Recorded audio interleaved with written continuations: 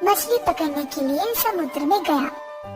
उसने जाल को समुद्र में डाला और इंतजार किया। थोड़ी देर में जब जाल भारी लगने लगा, मछुए ने तब जाल को बाहर निकाला। जाल में एक दो मछलियों के साथ साथ एक शीशा भी अटका था। मछुआ शीशे को देखकर आश्चर्य हो गया और शीशे के ढक्कन को खोला। खोलते ही फुश से कुछ काला धुआं जैसे बाहर निकला। वो काला धुआं एक बड़ा सा बादल बना और उसमें से एक भूत निकल आया। मछुआ भूत को देखकर बहुत डर गया। भूत भयानक आवाज में जोर शोर से हंसने लगा और बोला, कई साल पहले मैं बहुत शक्तिशाली था। लोग मुझसे बहुत डरते थे, लेकिन एक जादूगर ने मुझे इस शीशे के अंदर फंसाकर समुद्र के अंदर फेंक दिया।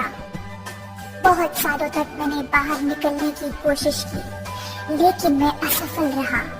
आज तुम्हारी वजह से मैं फिर से बाहर निकल गया। मछुआ दंग रहा और कुछ भी बोल नहीं पाया।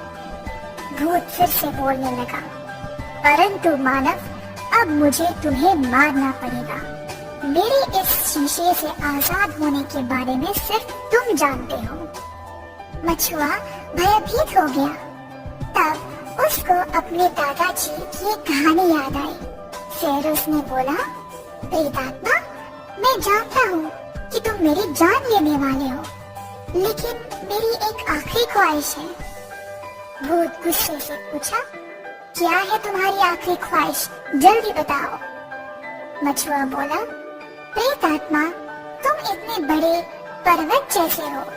मुझे समझ नहीं आया कि तुम इतने छोटे से शीशे में कैसे घुस गए। ये बात मेरी समझ के बाहर है। क्या तुम मुझे दिखा सकते हो कि ये मुमकिन कैसे है?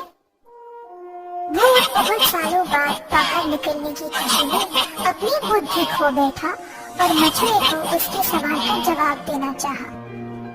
तुम मूर्ख मनुष्य के ऐसे ही सवाल होते हैं। हा हा हा, अब तुम देखो, मैं इतना बड़ा होने के बावजूद इस शीशे में कैसे घुस सकता हूँ। ऐसा बोलकर भूत अपने रूप को छोटा किया और शीशे के अंदर घुस गया। मछुआ फटाफट ढक्कन को शीशे के ऊपर कसकर बंद करके शीशे को वापस समुद्र में फेंक दिया।